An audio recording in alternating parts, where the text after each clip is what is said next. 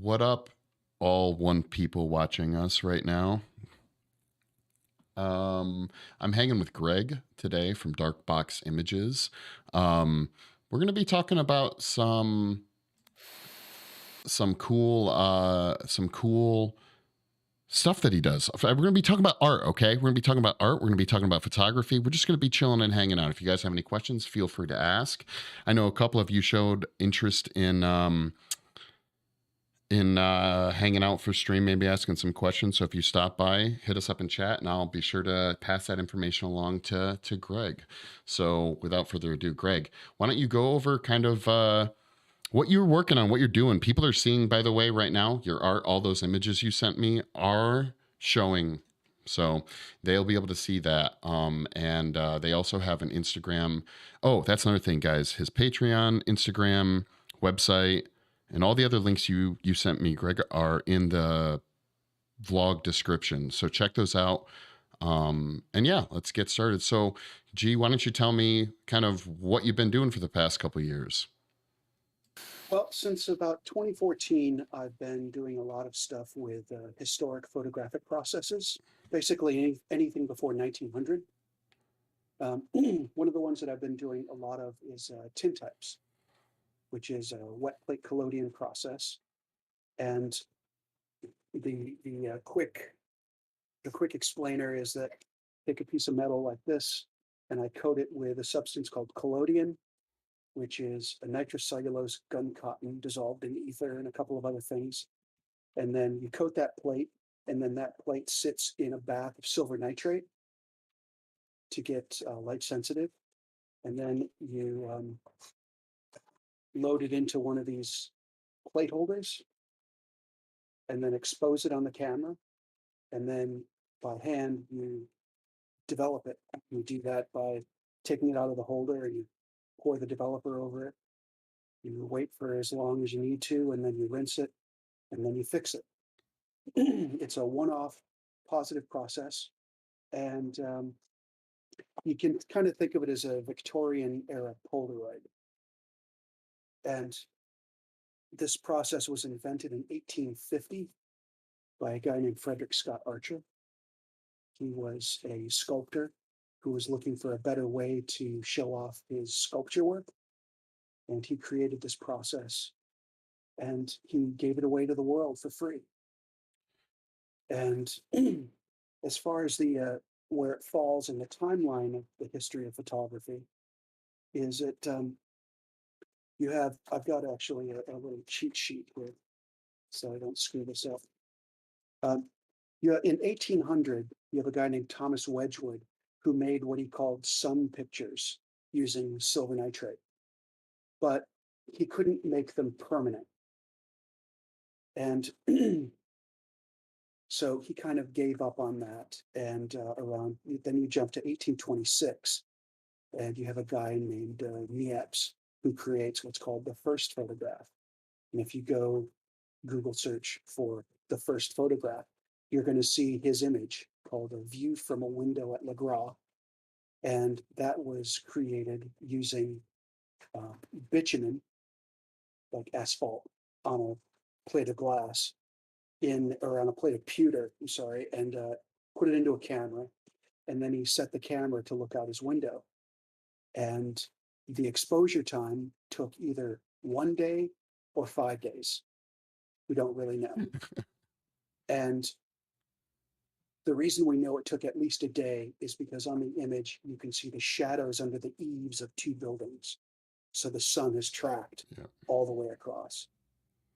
And so he created that image. And then he hooked up with a guy also in France called Daguerre. And he and Daguerre worked on an idea that he was trying to do, because Daguerre ran this, it's not really a theater company, but it was this attraction where you would go into this theater and you'd have these huge paintings, and the paintings would slowly change over time. And he did this using luminous paints and scrims. And so you would watch this scene go from like nighttime to day, or from spring to winter, and things like that. And he was trying to figure out a way that he could get perfectly realistic scenes created for this.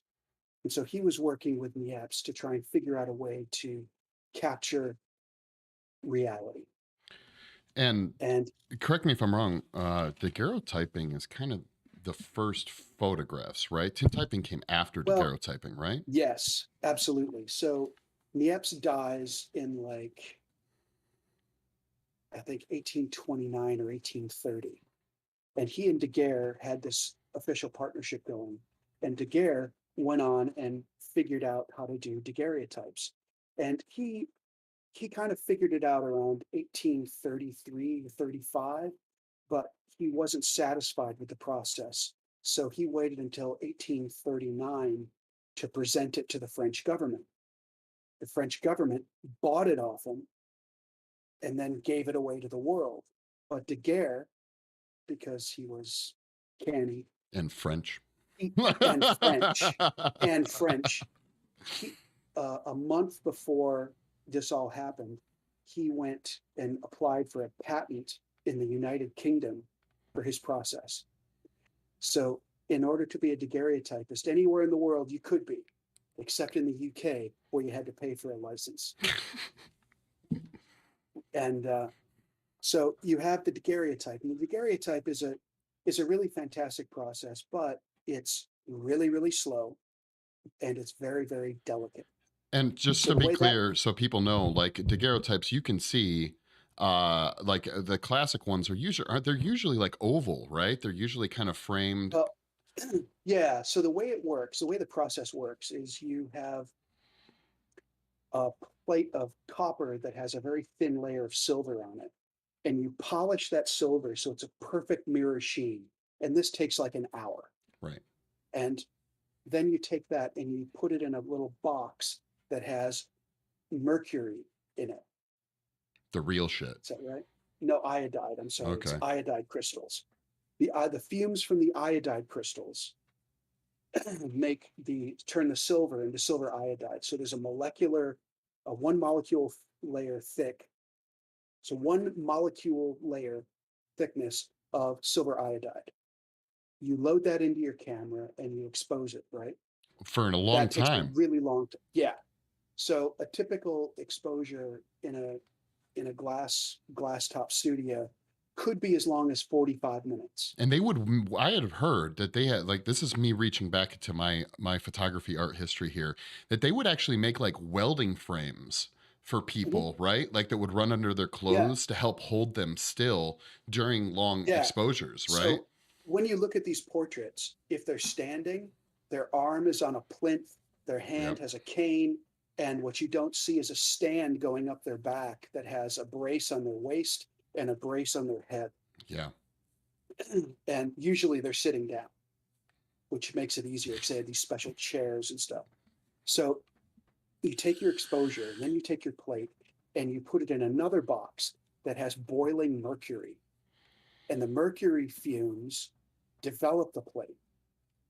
And then once it's developed, then you fix it.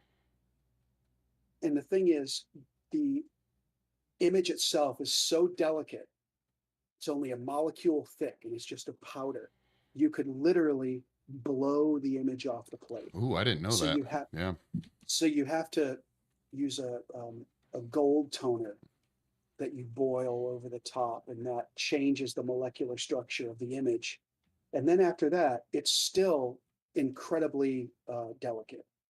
So you mount it into a frame that is like a piece of cardboard, the plate, a piece of a frame, and then a piece of glass, and then it's all taped up.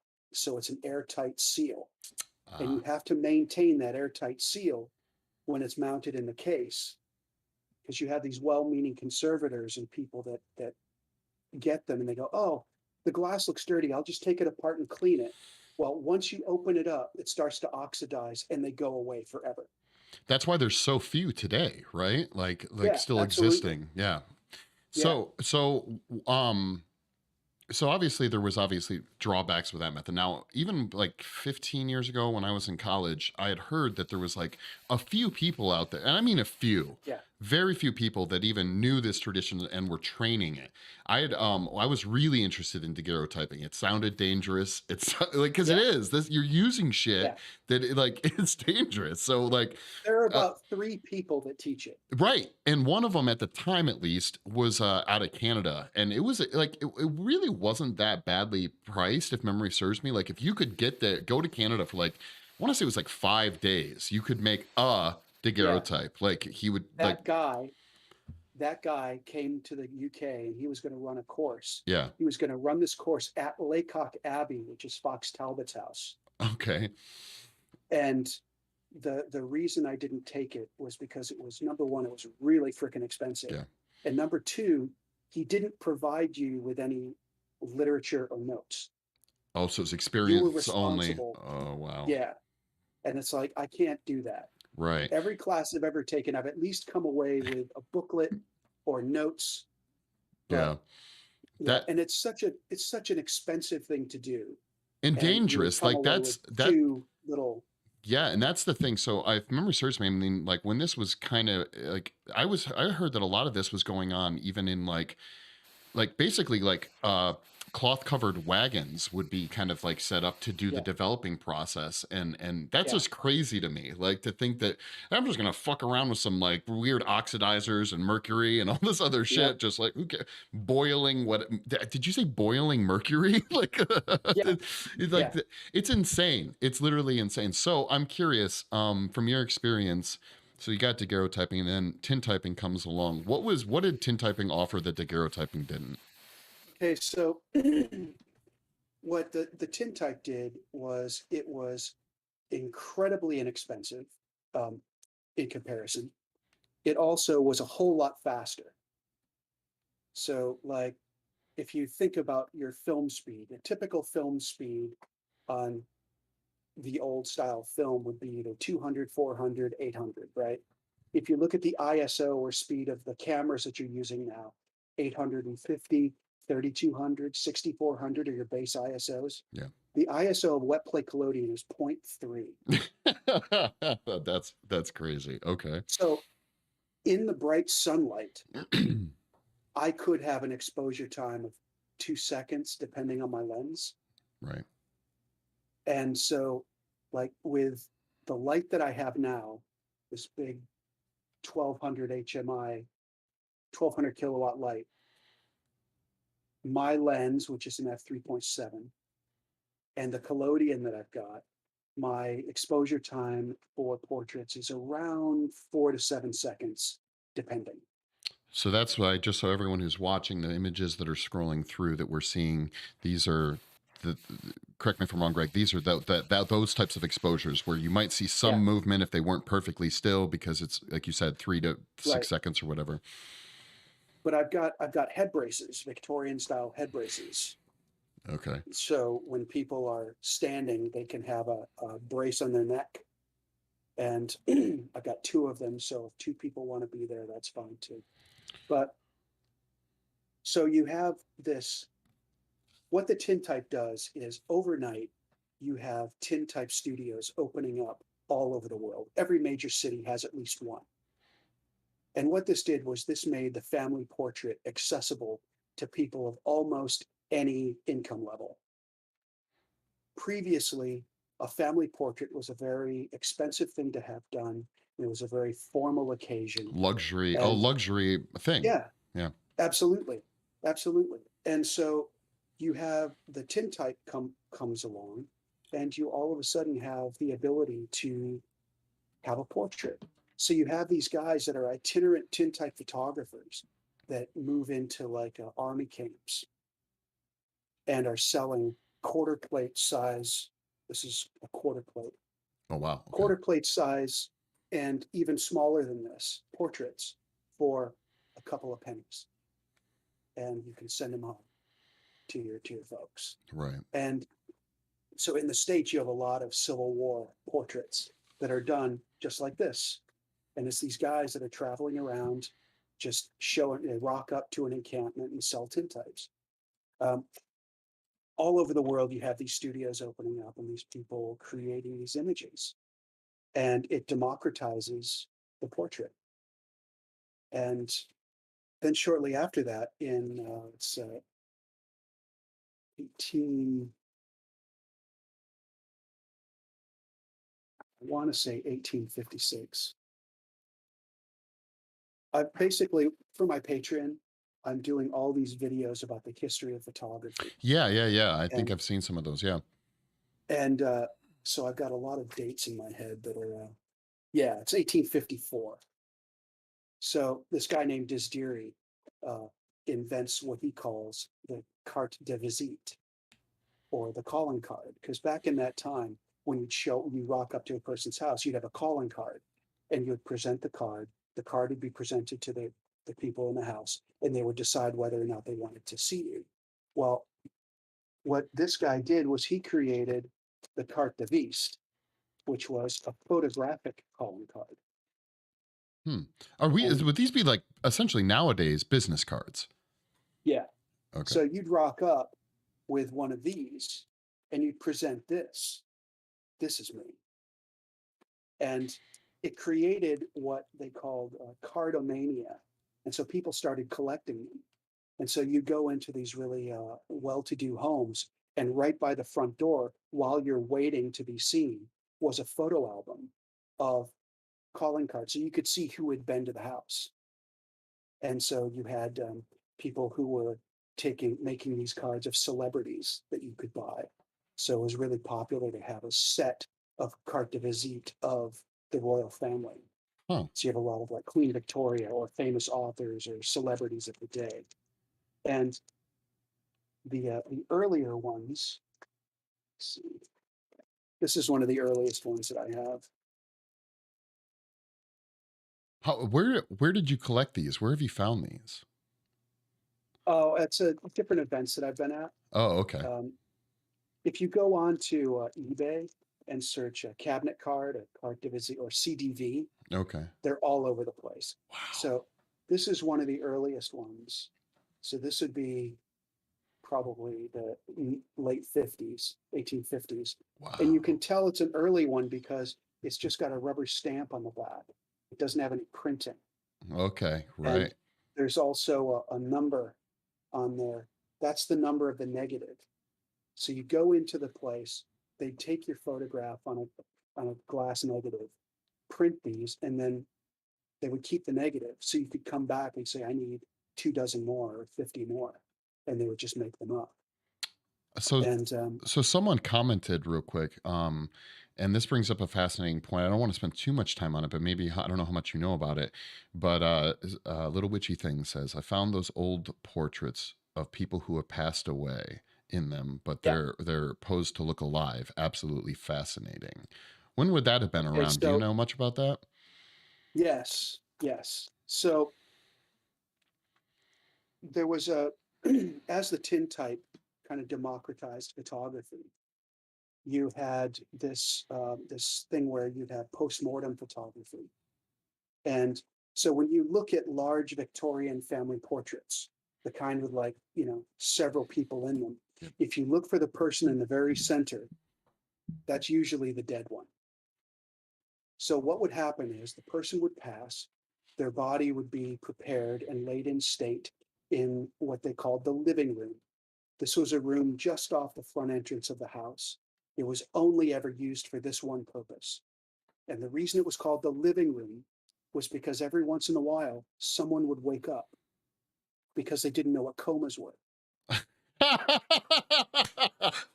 And the whole idea of laying someone in state would be to make sure they were dead, make really, really sure they're dead. Yeah, that's true. Yeah. The Victorians had a complex relationship with mortality anyway, Yeah. but they had a mortal fear of being buried alive. So you did everything you could. So anyway, they lay in state for 3 to 7 days. The family shows up. They all gather in the living room. The deceased is placed on a chair, and this photograph is taken. And we kind of think of this as a really kind of morbid, weird thing. But to the Victorians, this was the last act of this person on this earth, is having this moment in time frozen and made immortal. And the idea of all of these immortal portraits all in the one place, the Victorian Family Portrait Album. This is what made this thing the most valued possession in the home. Wow. It was where the whole family, young and old, would always be together forever. And it's this idea of mortality and immortality that the Victorians struggled with. And so, yes, they did have this whole thing of postmortem photography, but they also did the same thing because so many children died. Yeah. You would often have images, they're called the covered mother photographs, where you have the mother covered head to toe in a black sheet and holding the child. And if it's a very young child and it's in a big family portrait, if the child is in perfect focus, it's either sleeping or it's dead. And most of the time it's dead. They'll even set them up like the family is in a half circle, right? And the child would be sat down on the carpet in front of them with some toys. And they had these special braces that they could set them up. So they'll be right under here. And Basically that would be, articulate them to look more or less alive. yeah, right, Right. right. Wow. And Yeah, that's crazy. I wanted to address it because I knew that might come up because that's kind of become like a pop culture thing. People are like, "Oh my God, yeah, did you know back in the day they used to shoot dead people?" And it's like, well, it's really not that weird of an idea when you it's, think about it.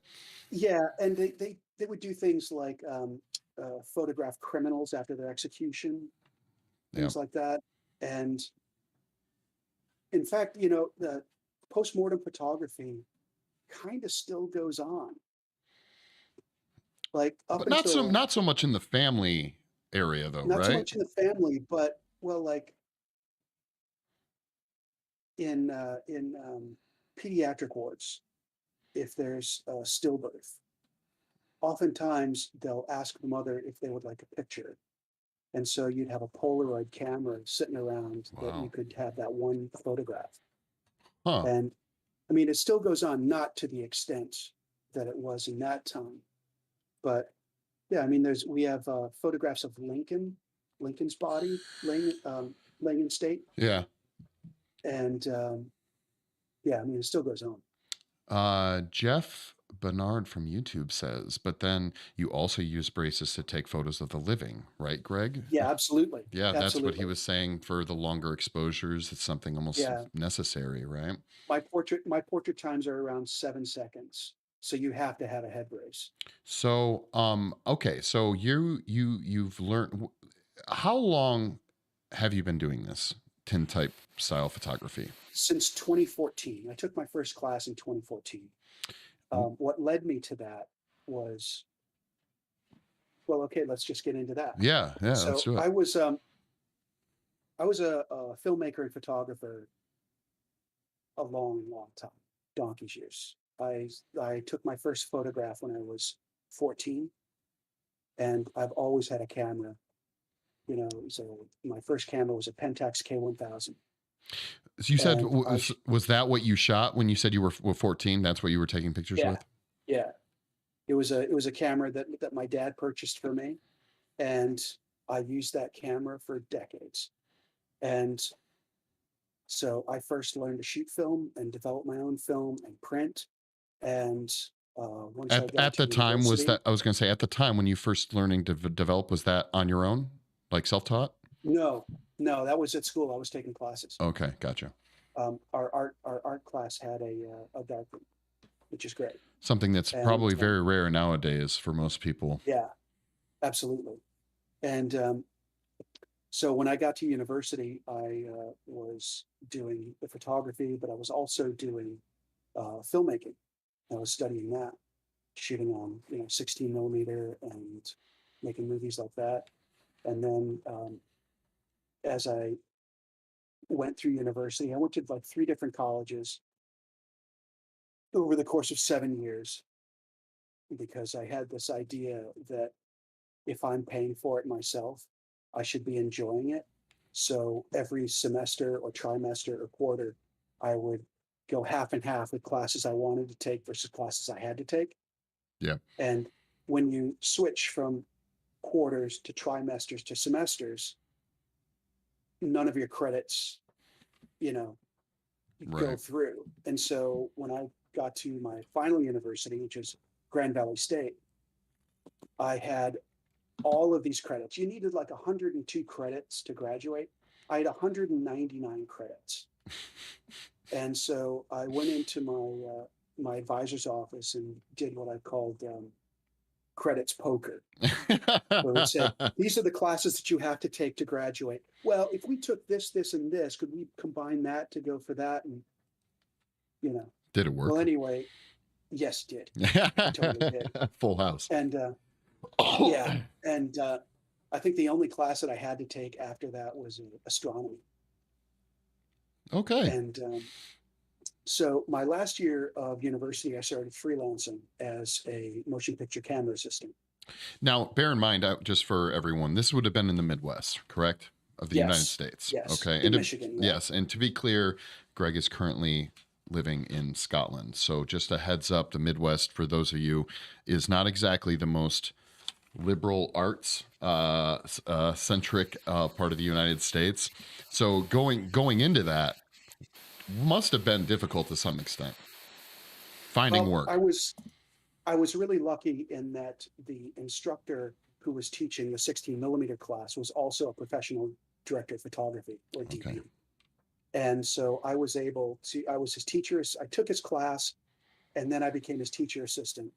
And then I started working with him. And through those connections, I was able to make more connections. And the community, the filmmaking community in West Michigan was quite small at the time. It's it's huge now.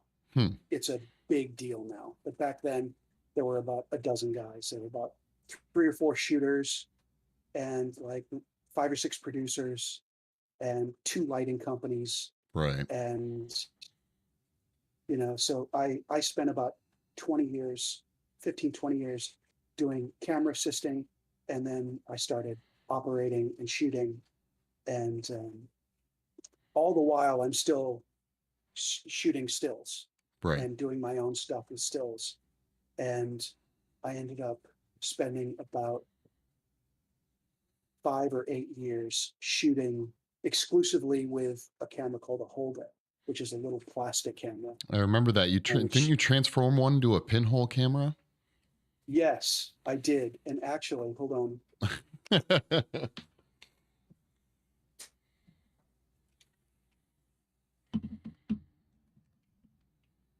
So yeah, this is one of the original ones that I bought.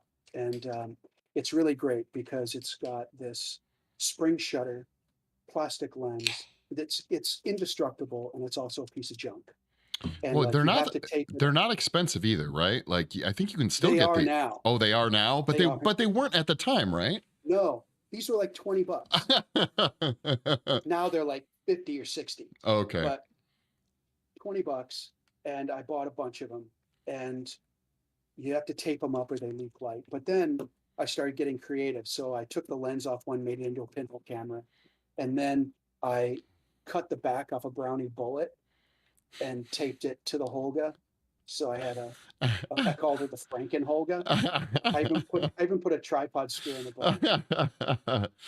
And this one's fantastic. And so I started shooting with that. And the reason why I love that camera is because it was giving me images that were intentionally not perfect.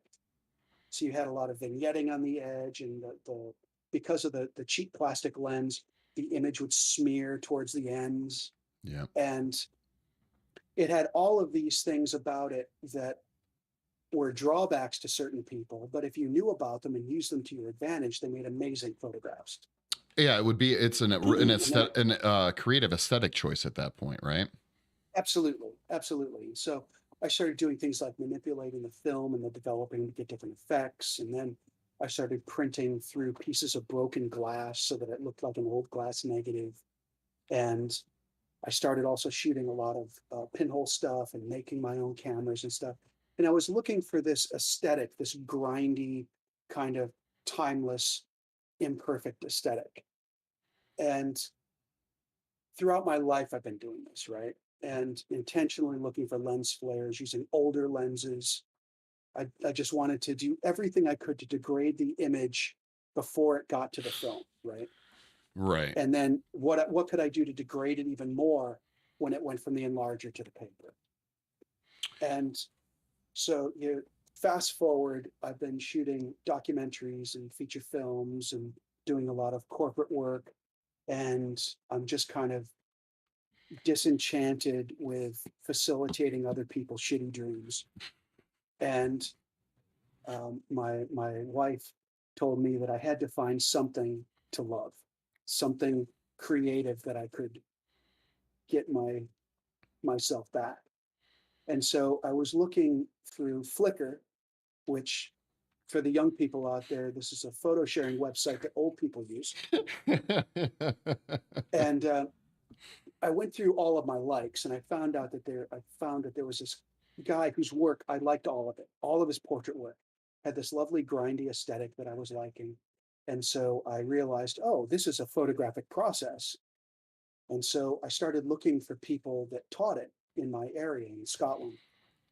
And there wasn't anybody teaching it in Scotland.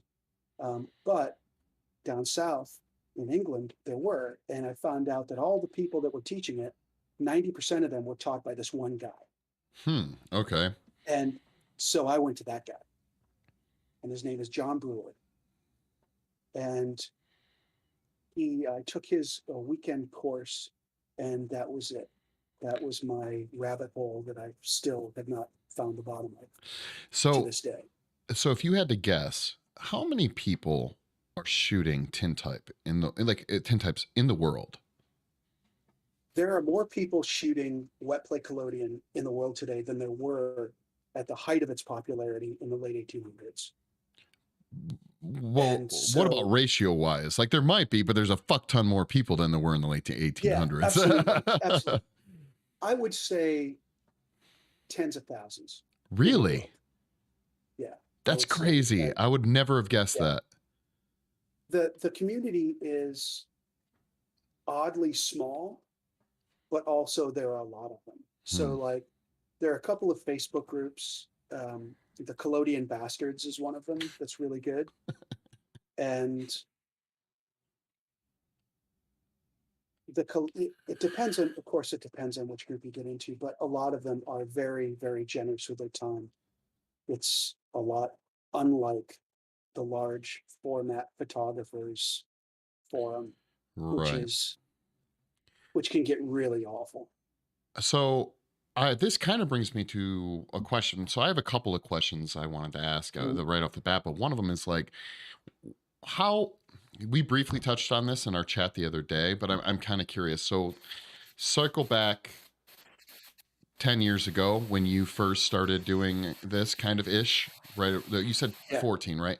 How hard is it to yeah. find the chemicals now? Like, what are the major price increases? Well, Like, this is, that yeah. difficulty seems like it would be a pretty hard thing to There, deal with. up until lockdown, there were a couple of places to go. The best one was this guy who already owned a chemical company, an industrial chemical company, and he was also a wet plater. So he's like, "Well, I can just do this. I've got all the permits," and he just started mixing and importing all this stuff, and his stuff was great. And that's where a lot of people would go, and then his profit margins just started to dwindle. Then lockdown happened, and he couldn't get this stuff, and he's like, "And I'm out." And so now I think there are 3 people in the UK that are mixing, and it's just like a dude. Yeah. And there are a couple of places in Europe. Now, normally about 5, 6 years ago, that wouldn't have been a problem, but because of Brexit, now that's become a major ass pain. Right. So it's costing me a shit ton of money to get collodion now. Yeah. Yeah. But now, And is there any fear that like become unavailable at all? Like you just won't be able to get it? no, what would eventually happen is that I'll just have to apply for the government permits to import stuff myself. and I would just have to Make import it and mix it myself. I don't want to. right. But the reality is that these other chemicals will likely always exist. You'll always be Yeah, able to get them. In a worst case scenario, you have to make your own, but they'll right. always I exist. mean, they'll always exist because there are so many uses for all of the chemicals. Right. Like the developer is just fertilizer, right? Well, I mean, So you're telling me that. I did not yeah, know so it's that. like, well, I'm going to read off my cheat sheet, which is not Okay. very good. Ferrous sulfate, Okay. um, acetic acid, potassium nitrate, and alcohol. Really? All of those things you can get at a hardware store Yeah. Wow. for the developer. Okay. And if you don't have acetic acid, you can use vinegar. Hmm. Um, the collodion, that starts to get into other Right. more complex, like cadmiums and ether and all this other stuff. But if you have the permits, you can import it. But here's the thing about the wet plate collodion process. Everything affects it. Ambient temperature, humidity, barometric pressure. Uh, your collodion and your developer age differently. So as your collodion ages, it gains contrast. As your developer ages, it loses contrast. I think I got that right. And so you want to get these mixed at the same time so that as you use them, you have some sort of consistency, right? Right. Um, so you, of course, use them at different rates, which is a problem, but these are things that you have to deal with. And there's this saying in the community that everybody's a tintype photographer until you leave the studio. Because when you have your process down in the studio, everything's the same. Right. Temperature, humidity, it's all the same. And when you get outside, everything is screwed up. All right. So I'm so happy you brought that up because of how you have chosen to kind of take your knowledge and apply it into a way yeah, to make some money while also getting some really amazing images as we see playing through the stream right now. So you've learned this, you're doing this. Darkbox Images is a thing. right. Why don't you go over kind of how are you doing it? Like, what are Okay. you what are you So doing with this information? it all started out with a conversation I was having with my lovely wife, who said, "This wet play thing you're doing is great, but we either have to start making money with it, or you have to start downsizing what you're doing." And I don't know how to do that, so I decided to figure out a way that I could make money shooting portraits. Right. And so we looked around, and steampunk festivals and steampunk conventions are a big thing here. Right. And I decided that would be something that would be really cool to do. And so a lot of our work comes from steampunk festivals, Comic Cons, and we're starting to branch out into retro and vintage festivals and things like that. And our first steampunk event was in 2017, Okay. and it was at the Asylum, which is the largest steampunk event in Europe Wow. and possibly the world. It takes place in Lincoln, down south, and 75 to 100,000 people show up in Lincoln for the steampunk event. And we showed up, and I worked from the time we rocked up until we packed up. So And how long was the event? it's 5 days. 5 days. Wow. Okay. And so from 9:30 until 5 every day, I was making plates and making plates. And I had this little portable dark room that I bought. And basically I'm, gassing myself with ether for 5 days. And I didn't realize how Sounds like a bad it good was. time. Yeah, I didn't realize how bad it was until the last day. We're walking up the stairs to our hotel room, and I feel like my feet are sinking into the stairs. and I stop and I'm like, oh, holy shit, I'm stoned. Yeah, I'm pretty sure that's some Hunter S. Thompson level ether. Absolutely. um, Absolutely. And I so spent the next 3 days after the event just like with pretty severe headaches, like um, coming down from it. so at the time of say that event, I obviously prices changes, things change, but at the time, if you were at this event, and you came to your booth, it would be like a booth scenario, right? Yeah. Yeah. And I want to get a tintype, one of a kind. Mhm. Like, can you walk me through the experience a customer gets to have, like coming into Yeah. your booth? So they walk up and they see examples of the portraits that are out, and we have 3 sizes. So and my prices haven't changed since the first day, and I'm pretty proud of that. Okay. So we have a 4 by 5, which is 30 pounds, Okay. the half plate, which is this size, which is just smaller than 5 by 7, Okay. and that's 60 pounds. And then we had an 8 by 10, which is 120 pounds. Right. And what happens is we bring you in and put you in front of the backdrop on a stool or whatever and get your head brace sorted, frame you up. And then we walk over to the dark room and I walk the sitter through the process. I explain a little bit about the history of the process, who invented it, what we're doing. We're coating this plate with collodion. This is what collodion is. Now we're going to put it in silver nitrate, and that's going to sit there for 4 minutes. And while that happens, I explain a little bit about the Victorians. I tell the living room story, and let them know that the term "dead center" comes from Victorian postmortem photography I didn't because know that that. person That's is awesome. dead in the center. And That's awesome. I didn't know that. That's great.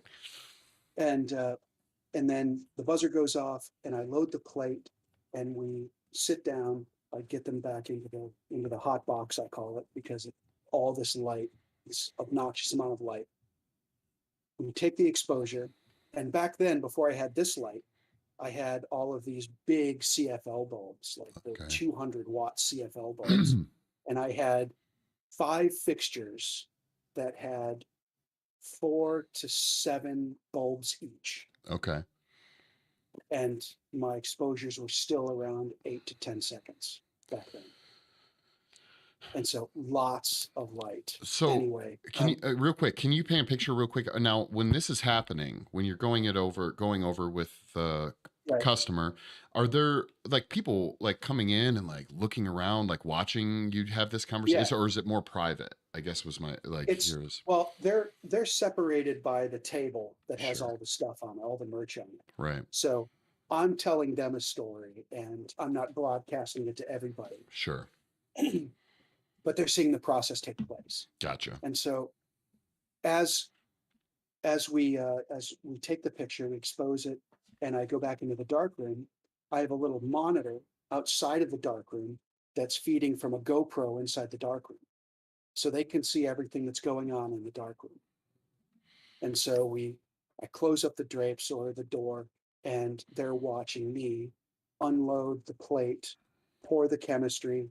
They watch the image come up, and then we come out and we go to the fixer tank. And the fixer tank is where we have what I call the magic bit.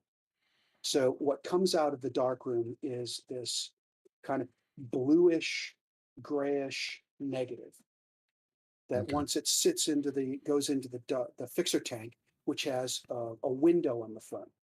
So you get to watch it slide in, and you watch it turn from negative to positive.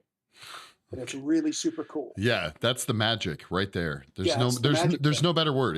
It's literally fucking magic. Yeah. Yeah, it's beautiful. Yeah. And I've said this before, but the day that I don't find that amazing Yeah. is the day that I walk away. I'm done. Yeah. Yeah. So that once that comes out, we bring it over to the light, and they can see the image. And then that rinses for 25, 30 minutes, and then dries for 25, 30 minutes. And then I wax the plate, and then the plate's either mounted in a little greeting card kind of a thing, or Right. it's mounted onto a cabinet card. And so And so now, just to be start to finish, it's about 15 minutes. Wow. Okay. So one other thing I think is really important for anyone watching who's not super familiar with all this stuff. Even if you're even if you're old enough to remember past digital photography, you might remember negatives. You might remember, getting your stuff developed. These are one of a kind. Like Yeah, there's no negative, right. right? It's a Polaroid. It's a Yeah. Victorian era Polaroid, basically. Wow. And so let's see if I can see. Okay, oh, here it again. So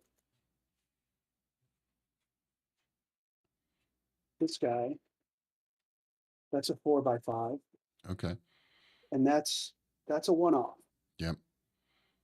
There's no No way to replicate other than say taking a unless you, picture of it yeah, and yeah. or scanning it, yeah. And that's kind of what I love about it, And there was a point where I had people asking me, "Why don't you scan what you do?" Because 99% of the images that I take, I never see again, Yeah. ever.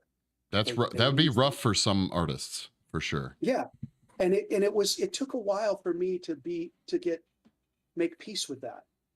And my first gut instinct is to have a scanner there and scan each one that leaves. Right. But I'm not in the plate scanning business. I'm in the tintype business.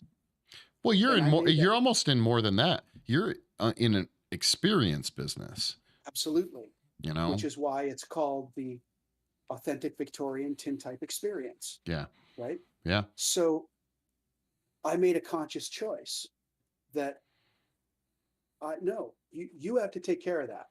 Right. I like to say that this is everybody's new Facebook photo or Twitter bio photo, right? Yeah. And but how they get to it It's up to them. is not my business. And so I just have to deal with the fact that I see on Instagram people tag me with badly photographed facsimiles of what I did. Yeah. And it's like, if I wanted it to be perfect, I'd scan it myself. But number one, I don't have the time. Right. And number two, I have a really complex relationship with anything invented after 1900.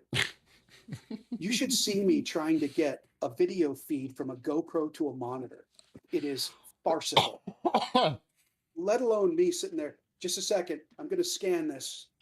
Which means everyone who's watching, congratulate Greg on making on the Discord and Twitch and YouTube server. I know, right? Exactly. um, Exactly. So, okay, I think I just want to point out. I think that what you're doing is really fucking cool. I love the photographs that that I've been seeing you post over the years. A lot of them are again scrolling across up here, guys. And I'm just a quick shout out to follow him on Instagram. Go over to Instagram, check out his work, give him a follow, check out his Patreon. Links are in the bio. Mary Ashley says howdy. I don't know who Mary Hey, Ashley Mary, is. I went to school with Mary. Oh, okay. All right. Cool. Cool. And I think so. Okay. We talked about kind of where you started with going to the steampunk shows. Right. COVID obviously affected So those. yeah. So you have that year where within a month and a half, our entire year, our entire 14 event year went away. Poof. A couple of months previous to that, I had started a Patreon because, of course, the perfect time. Yeah. And the idea of that Patreon was that I want to photograph my way through the history of photography. My eventual goal is to learn all of these processes and have done all of these processes at least once. And so, as a lot of people thought when lockdown happened, oh my God, this is going to be such a creative, great time for me. But then the reality of, the potential world-ending pandemic sets in, and surprise, you aren't feeling as creative as you normally do. But what I did was I started looking at the different things that I wanted to do. Like I'd started doing salt printing, and I wanted to go farther with that. I wanted to do albumin printing, which is a different process. And I just started going through in the Patreon and talking about little projects that I had done. Like I did this one series called Concept to Print, where the first episode I talk about, okay, I want to shoot these little retro wind up robots. And the idea is I want to have a whole collection of them. This is how I'm going to go about it. And then the next two videos in the series, we make the ampertypes from which I make negatives, and then I print them. I think I might have And then seen one of these. Maybe you posted to Instagram or one of yeah, those. Yeah. yeah. So then I started doing that and posting stories about these people in the history of photography. Like one of them was, I called it the other inventor of photography. And at the same time that Fox Talbot was doing his work with his processes, there was a guy outside of Brazil in South America who had no contact with anyone else, who was independently inventing photography. Hmm. And he was doing stuff with silver nitrate and making these negatives by smoking a piece of glass, like putting soot in a piece of glass and then scratching out stuff. So he was making diplomas for his local Masonic lodge. He was making labels for bottles because his brother-in-law had a pharmacy. He was making wine labels. And And this was, you so, said this was Brazil. yes, this is Okay. outside of Brazil, a little tiny town outside of Brazil. Okay. And they didn't have a printer. They didn't have a printmaker. And so he was trying to figure out a way that he could make prints and make a business. And so this is like in the early 1830s, like 1830 through 1834, right? And he starts doing this stuff. And the only reason we know about it is because he kept meticulous journals about his experiments. I think we have like less than a dozen examples of his work. We have no photographs. All of his photographs he burned. And but we have his journal entries about them, about Right. his experiments. And what tickles me about this is that he had been forgotten. And then at one point in the 1970s, someone discovered his journals and realized, holy shit, this guy was making photography at the same time that Talbot was, but he had no connection with it. It was like all this was happening at the same time, right? Thousands of So what miles away. Yeah. yeah, what tickles me is that there is some guy, some wine collector in Brazil, that in his wine cellar, he has a bottle of wine that has one of the world's first photographs on it, the label. Yeah. It's going to be a real faded, purplish label, but it's there. That's And crazy. so I'm telling stories like this and doing photographic experiments like this for the Patreon. Like for World Cyanotype Day this past year, I made this image here. I think we've seen something similar to this, like Yeah, going through. Yeah. yeah. So what this is a cyanotype, but then it's a salt print over a cyanotype. So I made the cyanotype with the negative, and then I put silver nitrate over the parts of the skull, which bleached out the cyanotype blue, and then put the negative back on and re-exposed it, and came up with this. Wow. So this is why we did the World Cyanotype Day. And cyanotype is a photographic process that was invented in 1844 Okay. by John Herschel. And John Herschel is one of these guys. He is the unknown, unsung rock star god of photography. A lot of people know him as an astronomer, Okay. but what they don't know is that he had the most vital hand in the history of photography ever, because it was in, let me get the date right here. It was,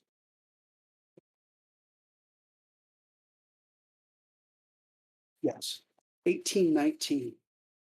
Through various experiments that he was doing, he found out that sodium thiosulfate would dissolve unactivated um, silver crystals.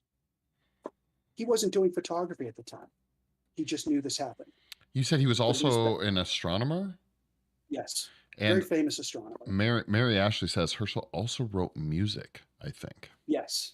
He was doing everything. He was a polymath. He was amazing. And his parents were both famous astronomers as well.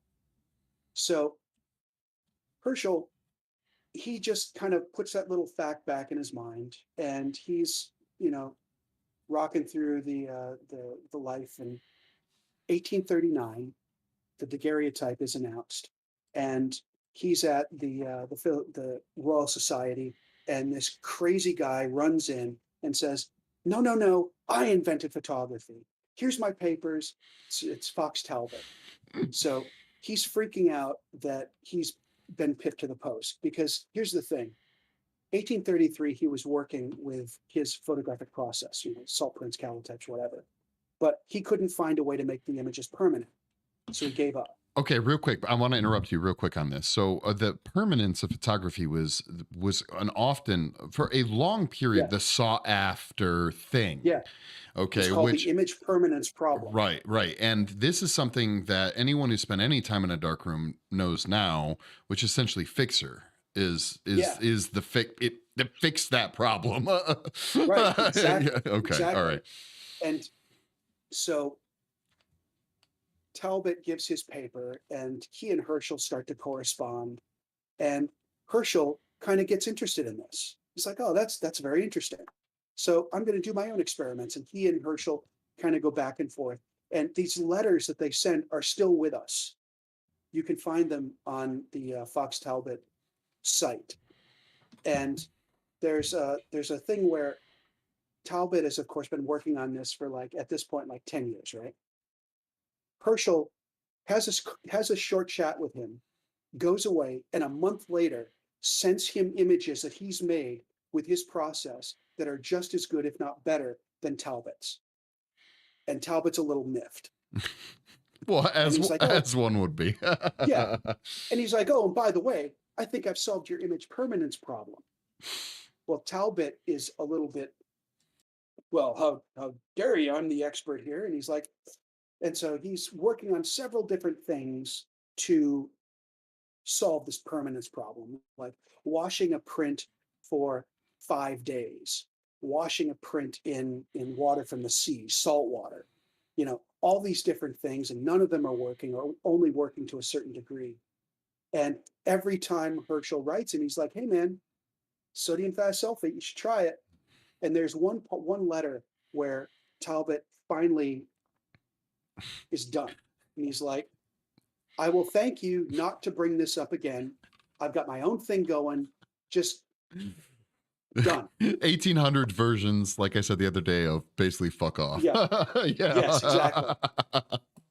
And so what happens is, later that year, Talbot updates his patent and quietly puts in, and sodium thiosulfate only. And Which is so, interesting because sodium, right? So that's salt, right? I don't yeah, know. There's the other part of that, but he was would have thiosulfate, yeah. thiosulfate, which he would. You said he had tried salt water, right? It tried seawater, but Seawater. it's that crucial thiosulfate Yeah, yeah, thing, yeah. part of it. And his work, and most of this Victorian era photography, is based on silver salts. Right. Okay, silver chloride, and it's all salt based. And then Herschel gets involved and starts looking at different other types of salts. Like, Herschel invented the cyanotype, which is an iron salt, and then he did gold salts and platinum salts. So he invented the platinum print Hmm. and all of these other different photographic prints. And he gives this talk to the Royal Society about his experiments about light sensitive salts. And he's talking about all of these experiments that he ran, and he creates the greatest scientific footnote in history. You can still find it, in the Philosophical Transactions. It was February 20th, 1840. He's giving this talk, and he says, and at one point in the talk, it says, "And I even tried a snake urine as a Yeah. salt." And then you cut to the footnote, and the footnote says this: "The snake was a boa constrictor. The urine was 15 years old." Now, take a pause and unpack that. Not only does he have boa constrictor urine in his lab, but it's 15. 15-year-old boa constrictor urine, which means he either got this urine 15 years ago and has just been sitting there, or someone else had this urine for 15 years and they're like, we got to get rid of this. Hey, I think I know a guy. And you can imagine Herschel sitting there in his lab going, oh, what else do I have? Oh, I've been meaning to use this. yes, perfect. This is fantastic. And Herschel doesn't often get mentioned in photographic history, but he was also one of the first people to make a photograph on glass through Okay. a process that we don't understand, that we don't know. But his cyanotype process he invented so that he could make copies of his scientific papers for people without having to have them written and writing over and over again, right? Right. And that's where we get blueprints from. And it's so fantastic, all of these scientific minds, and then this guy who's so smart and working on so many different pies, his fingers in so many different pies, and he revolutionizes the history of photography. Um, so okay, Bruce Winger, you know Bruce, does Bruce? Yes, Yes, he says hello. And he also says, well, you don't want to use all your snake urine at once. Got to spread it out. exactly, exactly. um, so, okay, I have a question. So you started out doing with a small dark room. We have to bring up, is it it's the TARDIS, right? From Yeah, Doctor Who. We have to bring that up because it's a picture yeah, that keeps cycling absolutely, through. So absolutely. give us, So obviously, I you're a started fan. out, yeah, I started out with a portable darkroom that I got from a company called Wet Plate Wagon. And if you can imagine a long silver road case Right. that sits on a keyboard stand and it opens up and unfurls, and that's my portable darkroom. Okay. Well, at a certain point, I had this idea that wouldn't it be cool if I had a police box made into a darkroom? Right. And I was having this kind of conversation with a guy that runs events, and he looked at me and said, "You should have it ready by this event next year," and then walked away. Okay, sir, mystery man. Okay, and so I had a deadline, and you see, for me, if a project is going to be successful, it needs three things. It needs a deadline, it needs a budget, and it needs someone on the other end who cares about it just as much as you do. Yeah. Okay. So I had my deadline. I talked with my wife and said, how much can we afford to spend on this? Yep. And I had other people that had said, this is the greatest idea ever. Right. And so we were living in this house that had this little tiny one-car garage, and it was only about 7 feet tall. And so I had to build this with a chop saw, a drill, and a pocket hole jig, and It that's it. it looks beautiful. The pictures we've seen. And so it sits There it is, guys. There it is. in my office, and so I get to walk into my studio every day and have a frickin' TARDIS in there, which is so lovely. So And one thing I want to bring up is that, can you see that? The top light, yeah. that was built for me by a lovely maker named Ian Crichton, who has built props for Doctor Who before. So that actually has proper pedigree, and it's a real glass hurricane from a lamp. That's awesome. And when I said I needed it, I said it needs to be red and it needs to glow off and on. And he got that sent to me and built, and it was there less than a week before our event. And in fact, on the way to the first event where it was, we had to stop and pick up the red perspex for the inside. So I literally had never used it as a darkroom. It had never been fully built with the red in it. Everything, yeah. And so we rocked up to this event called Timequake. Okay. I built it, installed the red perspex, and that was the first time it was fully built. I brought the portable darkroom with me just in case it didn't work. And then it was like, Huzzah. I gotta pour a plate. It was like closing the door and like, Wow. this works.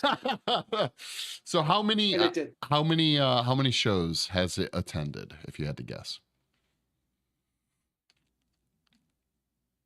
A dozen? A dozen. And this is like, More. and this is Couple still, of dozen. It has to be 30 maybe? oh wow, okay. So I there's, don't know. so this is drawing people in, just being able to see this fucking thing, I'm sure, in your booth, right? So Oh yeah. so this is where you Oh actually, yeah. you said you have like a GoPro in there, kind of, right? So Yeah. people on I the have a GoPro. outside can see what you're Yeah. doing. So let me see if I can, here we go. This is where it's gonna get really crazy. Oh my So God. I have a monitor. So you can see that. Oh, there it is. So I have Yep. a monitor mounted on the side that feeds through to the inside. And then, oh my God, can we do this? Is this going to work? Are we going inside it? Okay. So oh on my the inside, God. we have my worktop and the darkroom lights. Wow. That's so And cool. Tight. It's tight, right? it is tight. It is tight. It fits me, but having like one other person in there, it gets a little bit, A little bit you have much. to be real friendly. You Yeah. have to be friendly. And there's no personal space in there. But one of the things that I take great pride in, aside from the top light, which is great, is that because I'm broken in the way that I am, I knew I had to have it the right color. Hmm. So there is a Pantone color that the BBC has said is TARDIS blue. That's Pantone 2955C. And so I found a company down in London that custom makes Pantone colored paint. Wow. And it was horrifically expensive.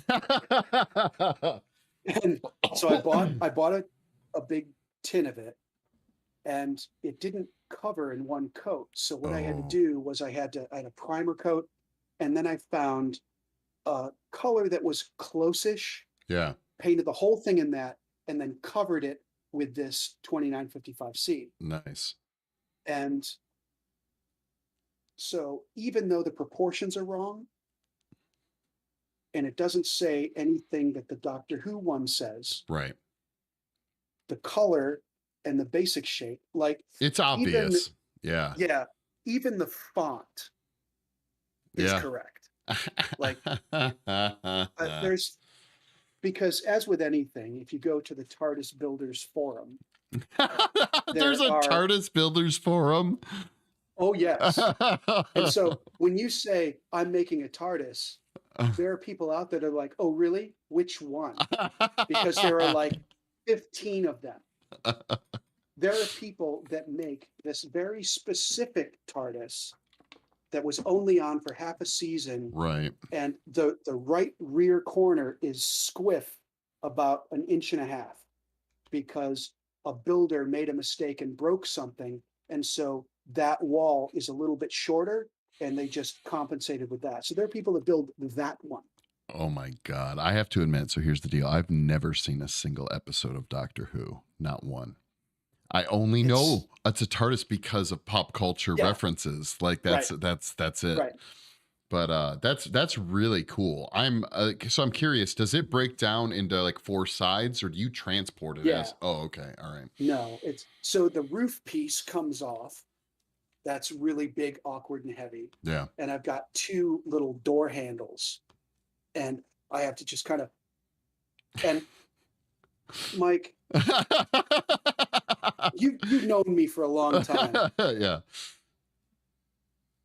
Be handy with tools and me doesn't really work. But when I built this and, had to put it together, I was building this piece by piece and then trying to set it up. But my driveway, I couldn't set it up in that garage because it was too short. Right. The driveway was not level. So every time I tried to set it up, it wouldn't be level. But the way this roof fits Yeah. into this thing, it Perfect. is so over lockdown, this remained up for a year and a half. Okay. And then we had this event. And I was like, this has been together a long time. Yeah, right. Is it gonna come apart? Is this gonna come Yeah. apart? Yeah. And so I had this rubber mallet and I brought my wife in and I was like, okay, this is either gonna go quick or it's gonna take all day. But we've got 2 days to this event. I need to see if this thing's gonna break down. Yeah. And so I'm like, "Oh, okay, psyching myself out. I was like, okay, here it goes. Oh, whoa. Yeah. So it is the most perfectly measured thing I've ever done. That And it it'll looks never clean. happen again. It looks It really does. clean. I was when Thank I you. saw it, I It was does. like, damn, dude, I'm not gonna lie. When I first saw it, I was just like, can you just go to like buyatardist.com?" Like I was just Yeah, like, what right. is Right. like what yeah. Exactly. Yeah. And so when I was building it, I kind of got lost in the weeds a little bit about measurements and stuff and where to start. Yeah. And at one point I was like, fuck, I can't do this. And then I realized that I'm not building a TARDIS. I'm not even building a police box. I'm building a darkroom. Right. And I thought, what is the size that I need? And I said, well, what's the size of my portable darkroom? What is the size of that work surface? Right. And I took that and based all of the measurements from that. And that's when it clicked for me. Okay, fine. And I know I can get a 4x8 sheet of plywood. Right. So that's the size of the sides. Right. What other lumber can I get from the home center? And that's where it all kind of came into place. Gotcha. So I've got all these blueprints and stuff from all these different places. And it eventually just came down to what's the size of the shelf? Gotcha. So, okay. So I want to pull back. I want to pull back a little Yeah. bit, big picture kind of from where we've been at. I'm going to go back a little bit. So obviously you've talked about how you were introducing more ways to like, you wanted more authentic, but like distortive type of work, like Yeah. photographs, right? And so the reason I bring this up is because I'm curious. I have some questions I generally ask every person that comes on and I do an interview with, and one of them is inspiration, other artists. Like, do you have any big favorite photographers or other artists? You know, I've been asked this question before, and it's not that I feel embarrassed about it, but I don't have a lot of really super influential photographers in my life. But like, I love the work of Walker Evans. His Walker work is Evans? so clean and so beautiful. But my work looks nothing like his, Right. right? You have like Steichen and all those of that genre, and then you have Kappa, all of his like street shooting and very gritty, raw stuff. My work looks like none of those, but I take inspiration from their aesthetic and the way they the way they approach their work. The way I approach a lot of my work is backwards. A lot of people look at a subject and say, I want to photograph this subject.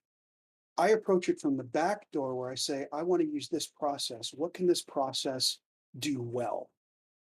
And then go from there. I think that's really fascinating. That's coming from the technical side, the like, Yeah. which is so obvious, honestly, like talking to you and from what I know of you, like you're very interested in the science Yeah. And the process. in the process. And it's like with the Holga, you look at this camera and it's more important for me to know what a tool can't do than what it can. Right. And so once you know what it can't do, the world is open to you. So like, I know this has 125th of a shutter ish. Right. As the spring gets older, it gets slower. So this may be more like 1/60th now, but I know that if I put 3200 ASA film in here and a red filter on the front, I can go outdoors and shoot with it. That's I a know that it's also an f8. and that takes Right? 120, right? Yeah, Okay. yeah, So that's actually a perfect question to ask. Do you still shoot normal film? I do. I Yeah. do. I have an embarrassing amount of film that I haven't processed in a long time. Okay. But you still shoot it. That's Um, great. Okay. yeah, I still shoot it. I've been actually working.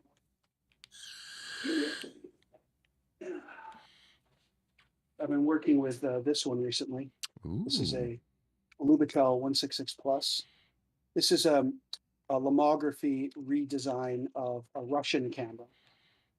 And what's great about this one is it comes with all the kit you need to shoot 35 millimeter in it as well as 120. So Really? there are a couple of little rigs that you put in here and in here, and you know cover this up and turn this knob, and it shoots. So there are some pictures going through the stream there that have the sprocket holes in it. Yeah. That was taken with this. Yeah, it seems like, even from what you were saying to me earlier, that the concept of the rough, I don't want to say edges because I feel like rough edges is like simplifying what it is, but like the framing that comes naturally. And I remember Yeah. this from my time in the darkroom, making my own 35 millimeter like Yes. plate, and how it would have like its own Yes. edge, like all that stuff. Like it does, Yeah. it adds something so much that even myself It does. nowadays, when I do take pictures with my phone, I bring them into a program called Snap Speed that Right. has this dinky like photo Yep. edge that frames it like it was kind of this rough Yeah. thing.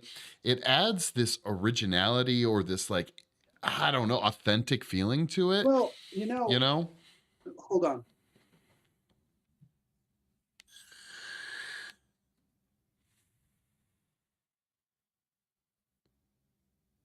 I hadn't really prepared to talk about this older work, but the thing that hand cut negative carrier does Yes.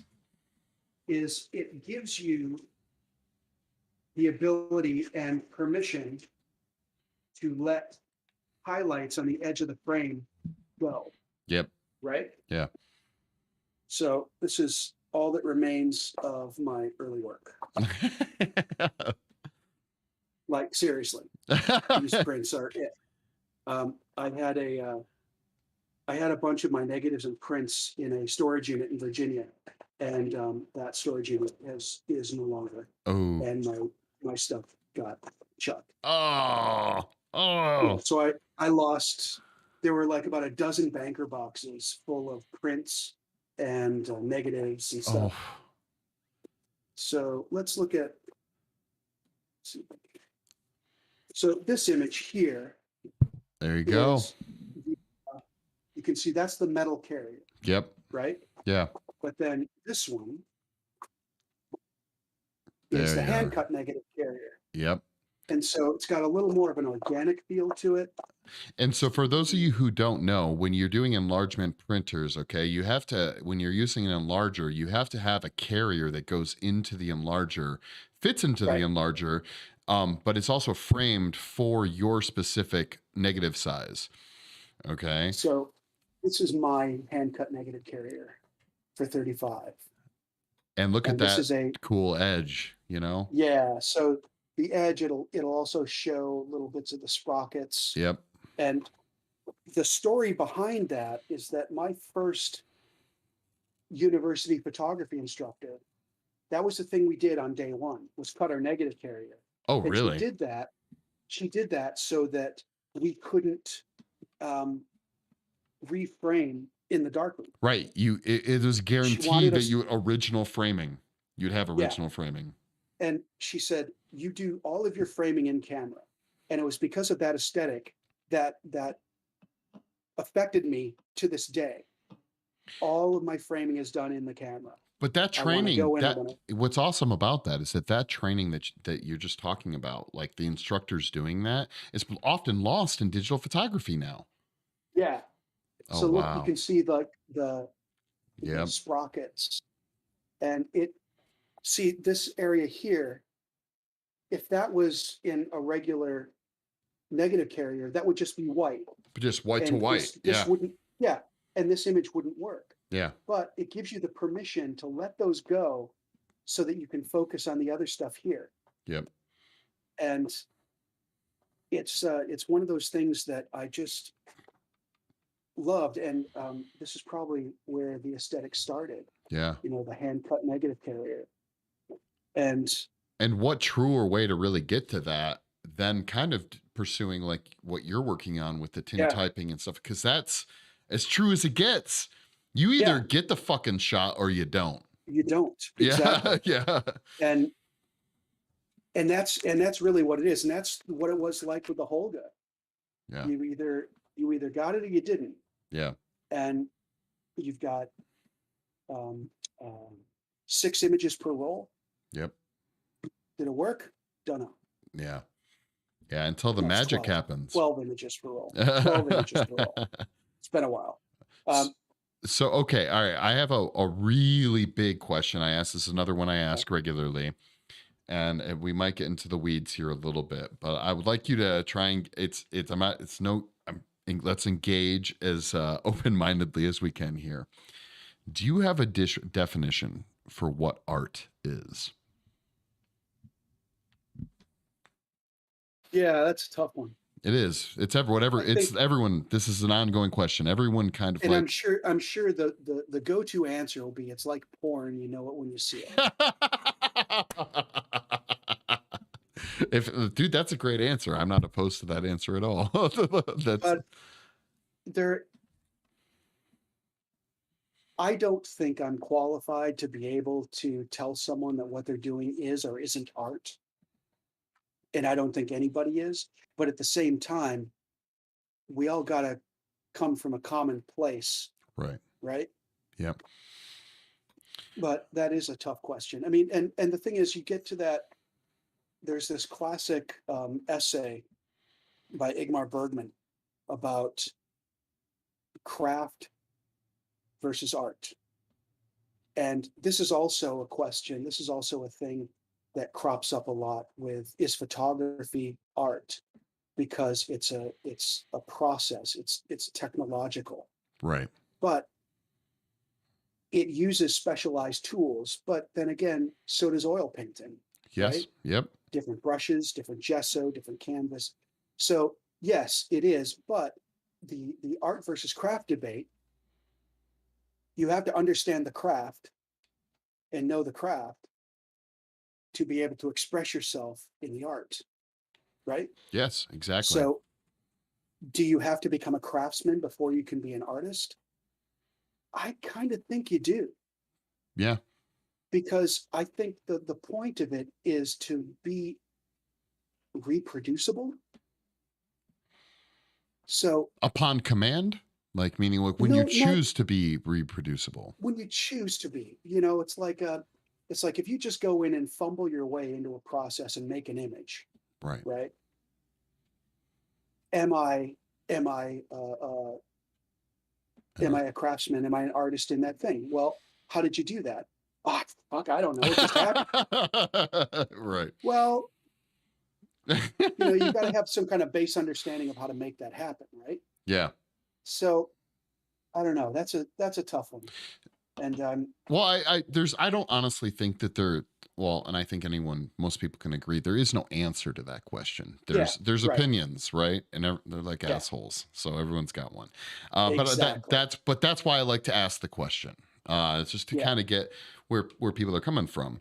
Now, again, I don't know if you mentioned it or not, but you are a father, correct? Yes. Okay. And yes, bear in mind, you can tell me if you don't want to talk about it. Again, we're on the internet.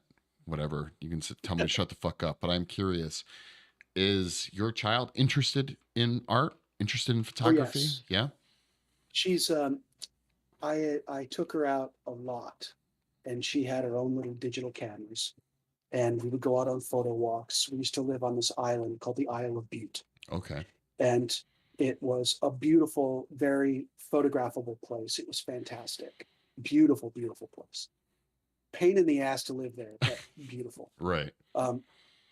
And we would go out and photograph stuff. And she had her own little digital cameras that she would take. And I have all of those images. They're like postage stamp size digital images, right? Right. And she has been a very obliging subject in the past for me. Um, she does a lot of digital art now on her Like iPad. like illustration kind of things along Yeah, those. Okay, sure. yeah. And she's very interested in art. As far as photography goes, she has a unique understanding of what photography is. Right. And there was a point she was very young. We were on the Isle of Butte, and there was this parade, and the the newspaper photographer, the local newspaper photographer, had this little point and shoot digital camera that he was taking photos with. And and she said, "Are you working with the newspaper?" He said, "Yes, I am. I'm the photographer for the newspaper." "Are they going to let you have a real camera someday? I'm sure my daddy can let you borrow one." Oh my God, that's awesome. That's Yeah. awesome. Because I feel like we get a little, I try to get a little meta sometimes when talking Mhm. about art because I feel, and this kind of will lead into my next question, I feel like every generation loses a little bit of what it was like to get to the point where they're experiencing the skills and tools available. Right. Um, and it sounds great to me that someone like you is kind of keeping these things alive. Have you? I know you have your Patreon that you're teaching Mhm. kind of through your Patreon. Have you had any experiences doing any classes offering what you Well, know? I'm I'm not a teacher. I have a lot of friends who make their living teaching photography. Right, I am not doing that. right. I will not take their lunch. I am showing my journey through these things. I explain what I'm doing. I'm not here to teach. So you would never take on someone like an apprentice or anything like that. If there was someone who was interested enough and available enough, and to do this, I would I would probably help them. Okay. I would point them in a direction. But the thing is, I had this rant when I first started my Patreon. My first Patreon post Right. is why take a class? Because there's this thing going on where people get into wet plate photography and they watch a bunch of YouTube videos, and then they buy a bunch of kit, spend all this money, and then go onto a forum and say, "Why does my plate look like shit like this?" Yeah. And it's like, "Well, have you taken a class?" "No, but I've watched all the YouTube videos." Right. Okay, well, the reason you take a class is because you are learning from someone who has done it so many times, and you're learning in a perfect environment in a studio where all the stuff is going to be fine, all of the temperature is right, all the chemistry is right, and they're helping you with exposure, so that's right. So you can get these early wins, right? And the problem with learning on your own with these things is you don't know what you don't know. Yeah. Yep. You can read all of the books, you can watch all the YouTube videos, but until you've done it, like No, I can it was hands like on. You there's something absolutely. hands on, Yeah, like the reps. You got absolutely. to get the reps in. And Yeah. that includes And it's failures. yeah, absolutely. And learning from someone who has done it a million times is great. And being there so that they can say the little things like, "Oh, don't hold the plate that way, hold it this way." Right. It's those little things that he learned the hard way, probably, Right. but you don't have to, right? And it's that whole you don't know what you don't know thing. That's the biggest stumbling block. And so during the lockdown, I was trying to learn this new process, new to me process, and it was negative redevelopment. And that's where you take this overexposed glass plate and you put it through a chemical process that adds density to it so that you can print using these Victorian processes, Oh, right? interesting. Okay. So you can't get a negative dense enough normally for printing.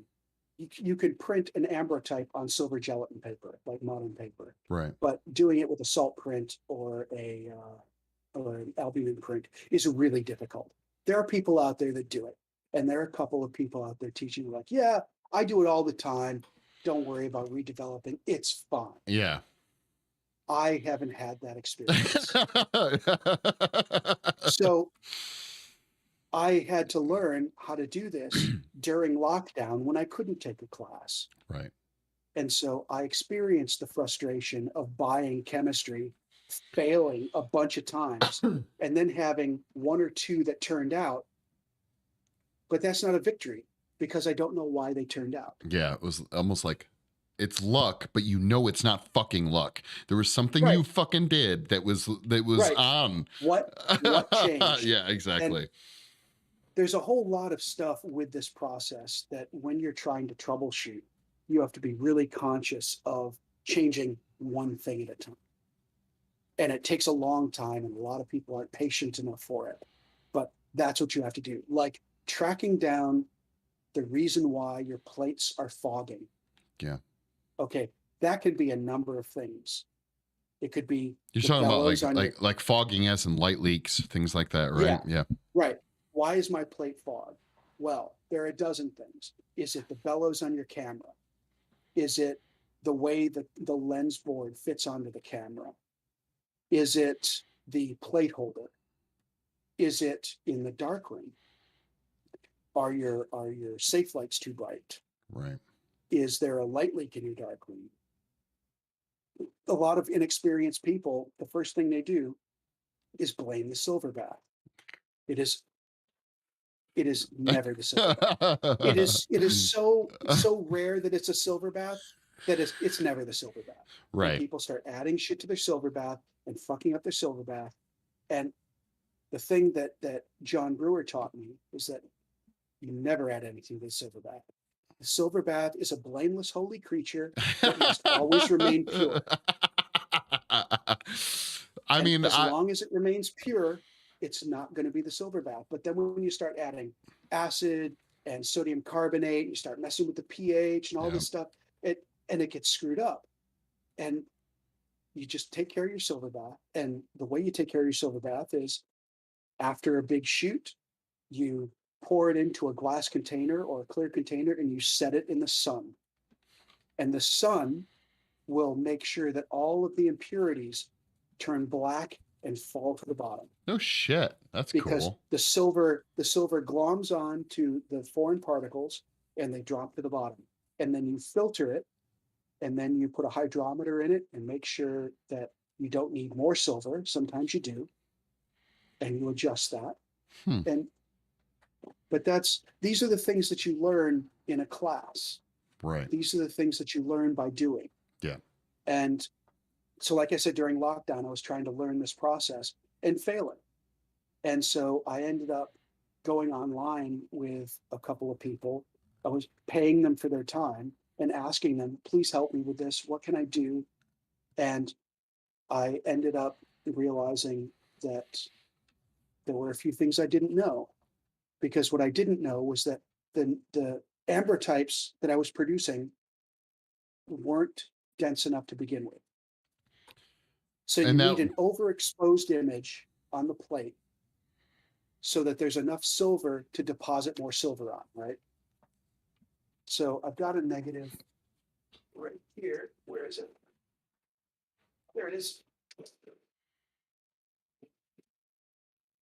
Okay, so this is one of my redeveloped glass plate negative. wow. Oh, I think it's crazy when you showed that your image of that just kind Oh, of came up. The oh, I think that fantastic. yeah, Yeah. yeah. So you can see how dense it is, right? Yeah. And you get that extra density by redepositing silver onto it. So the first thing you need to do is bleach the plate and you watch your image disappear, Right. which is frightening. Yeah. And then you rinse it and then you put silver nitrate compound on it, and keep pouring it on and pouring it on and pouring it on until you reach the density. Now, the thing is, if you do it too much, then the plate fogs and then it's screwed up. So it's just another way to ruin a really nice plate. Hmm. There's another way to do it, which is called copper intensification, where you take two chemicals, one's a potassium bromide and one's a copper sulfate, and you mix them together and that's your bleach. Bleaches out the negative, you rinse it, and then you put it in a bath of silver nitrate. And that silver nitrate deposits on it, it happens instantly.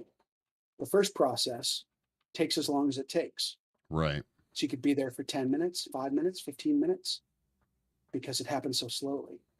Hmm. So through trial and error, I learned that the second process is much better for me with the images that I'm producing, the plates that I'm making that I need to redevelop. The copper process works much better than the other one. Wow. Wow. The fact that I mean, I guess you kind of have to go this deep into Yeah, the chemistry, right? You can't avoid it. yeah. And you're also going back into books from the late 1800s. Right. So you're reading the old texts like Silver Sunbeam and all these other really old texts about this process. And you can't take those as rote, though, because first of all their measurements are in um, the old system. So Wow. drachms and grains and all this stuff that, what does that mean? Yeah, exactly. Well, because were they American, then it would be an American translation of that. If they were British or French or German, it's all relative. So you have to take the theory behind it and mix that with the chemicals that you know and the theory and try and parse it out. Okay. So, another kind of question. Let's look into the future. Mhm. Okay. Where do you see, I guess there's two questions, but they might be interlinked. Where do you Mhm. see tin typing and these older styles of photography being, say, in 20 or 30 years? I mean, do you think Well, you're going to still be doing this in 20, 30 years? Do you think, I mean, there's yeah, no fortune telling, obviously, but like, right, what is the world going to look like when assuming we don't blow ourselves up or something along those lines? right. What is this going to look like? Is it like not going to Well, exist, or are there still going to be people doing it? I think there's still going to be people doing it. Once the hipsters find something more ironic to do, they'll do something else. So there'll be less people doing it. Right. And then the rest of us that are serious about it can buy their gear for real cheap, which would be Right. great Gotcha. because there's only so many Victorian era lenses out there. Hmm. And that's the biggest thing is if you want to shoot this with period glass, you have to, there's no substitute for it. Right. Right. Um, but the chemicals, like we said earlier, the chemicals are already there. Right. It's just getting them together and mixing them. And eventually I'm going to have to do that. And I don't want to do it because that's another variable that I'm adding to my process. Yeah. So if something messes up, and now you do Right. have to kind of question the Yeah. shit, And like, yeah. it's definitely cheaper to mix your own collodion. Right. But number one, do I have the time? Number two, do I have chem lab quality sterility to do it? Yep. No. Yeah. Do I have the ability to store things like ether and cadmium and all of these other bromides and stuff? No, I don't. I don't want to be storing that stuff. Um, when I started this, there were people that were saying, mix your own collodion, it's much cheaper. And I'm like, but I want to be at a place where I've got one thing that I can count on. I've got a constant. And that's buy my collodion from this person. Right. I know what it does. I know how fast it is. I know how it reacts. All the rest of this stuff I can deal with. So like when I was doing this the first couple of years, every event was a learning curve. Like there was an event we were at where we were upstairs in this Victorian era textile factory, now museum, where the windows didn't open in the middle of July, no air conditioning. It was hot, it I was was gonna say humid, hot, yeah. and all of my chemistry went to shit. I made not one single plate that entire weekend because the chemistry Wow. was screwed up. Wow. And so what I had to figure out was how do I keep everything a constant temperature? So I went down this rabbit hole of thinking if I made this cooling jacket that the silver bath could sit in, and went down that, okay, so cooling vests, I know those are a thing, so I can get that. And then I realized there's an Australian company that makes these super amazing coolers. And the American version is Yeti. Oh Well, yeah, I've heard of Yeti. these yeah, these Australians, they're called Icy Tech, Okay. and this cooler can keep ice for 3 days. Wow. And so I bought this obnoxious, expensive cooler. Oh, look at that. Look at that. Well, That is a badass well, looking cooler. yeah, it is. It is. And so what I do is I pack a bunch of ice packs in it and all my chemistry, and it just sits there. And so when we're doing events outdoors, I change out my collodion, throughout the day. And every day I change the silver bath. I've got multiple silver baths so I can keep them, at a constant temperature so that it's all about maintaining consistency Right. because I'm broken in a way that if I'm not satisfied with a plate, I won't let them buy it, Even if they like it. even if they like it. Because here's the thing, you have to, your customers have to know what quality looks like. Yep. And that's part of our job as artists, because there are a lot of people out there making shitty tintypes and selling them. And people go, oh, that's awesome. It looks all gritty and grimy and dirty. But no, It's really that's not. not what a Yeah. tintype is. Yeah. It's like people who think that Super 8 is grainy, jittery, and jumps a lot. Yeah. No, that's not what Super 8 is. Yeah. That's what shitty Super 8 is. Yes, that's Yeah. what Super 8 looks like when it's been stored in an attic for 30 years. Yeah. Yeah. Yeah. Yep. So there have been times where I've refused to sell a plate to someone. Yeah. And they're like, oh, but I like this. It's okay. It's fine. And I say, I'll tell you what, you give me 15 minutes of your time. I want to redo this and we'll look at them side by side. You may choose which one you would like to buy. Yeah. Invariably, when I get it right, they go, oh, that's what it's supposed to look like. Well, they have no reference, right? Like they don't Right, know. exactly. Yeah. Exactly. And there have been people whom I can't take a picture of. Yeah. So the way collodion works, the way this process works is it's only sensitive to the ultraviolet end of the spectrum. Okay. Okay. That's why you said you can So do dim room versus a dark yes, room, right? exactly. So everything red on the red end of the spectrum, red, orange, yellow, and some greens, goes black. It can't see it, That's fascinating. Yeah.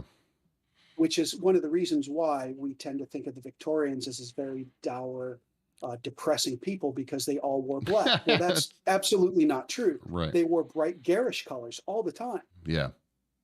But this photographic process, this orthochromatic process, just renders all those black. So these people rocked up. They were, first of all, they were George Hamilton tan, like orange tan. They were in red, deep red military uniforms with these red pith helmets that were really low over their faces, so their faces were in shadow. Yeah. And so I looked at them, I was like, oh my God, it's the worst possible thing. I did 3 times. There was not enough light or exposure time. And I was like, I'm sorry. Just they look like silhouettes, basically, right? Black. Like, yeah. It was just done. Wow. And I was like, I can't take your picture. I'm sorry. Wow. It's the one time I've not been able to make a portrait. Well, let's be I've real. always been able to make something. Even back in the day, black and white films, like they knew this. Yeah. They knew that certain colors transitioned into black and white differently. The makeup that would be applied to actors for an effect, is like if you saw a color photograph of what these people would have looked Absolutely. like, would have looked so insane just to achieve Because the it was right gray tones, you know? Like, yeah, yeah, because it was orthochromatic. right, It was only to this UV. right. So like there's a really fantastic photograph of the set of the Munsters house. Yes, Remember the that's the Munsters? fucking one. Yeah, that's one of the ones I'm Right. thinking of. It's Yeah. it's all like pink and light green Yep. and yellow, Yep. and it's because those were the colors that registered. And there's this uh, there's this video that I did about Victorian color, and it's all about how the colors react to this process and the history of color throughout the ages. And there's this thing where I took a bunch of fruit I, and some colored I pictures. think, is that image one of the ones that you sent me? Because I Yeah, think I've been seeing it pass yeah. through here. Yeah. So there's a color digital image that I took next to it, and so Ooh, I compare and contrast them so you can see how this process looks at light and color. wow. And it's modern dyes are perplexing to me because they don't work. They don't Right. work with this process because a lot of them are blue-based dyes. Right. And so what you think is going to go very dark because it's a blue-based dye, or it's got a UV um, a component to it, it'll get lighter. Right. Right. So, okay. Well, I think we're probably coming to the end here, but I wanted to talk about one other thing. So, my channel, I spend a lot of time doing special effects stuff because that's my focus. And that's what you've been doing for decades now. Right. But it's called Creatively Cursed. Okay. It's a joke and it sounds very Yeah, chintzy, right? But it's a very real thing, as I explain yeah, it, which is that the people who are creatively inclined, true creatives, it's almost a curse. You've yeah, mentioned a few times the way that you're broken. yes, Okay, like, and that to me very much signifies that aspect of a curse. It's this curse to want to perfect. It's this curse that nothing's ever good enough. It's this curse yeah. that you got to keep going and going. How much, I mean, throughout your life, would you agree that there is there that I'm always looking for people that can, in their own words, describe that need, that desire, that thing that must push you forward. And I'm curious if you have any thoughts on that. I mean, you were working in film production, which would have been commercial based, and now Yep. you're pursuing this niche industry on your own, and I feel like that's a result of the curse, you know. Yeah, absolutely. Yeah. Absolutely. And I I am cursed with a curiosity of knowing why.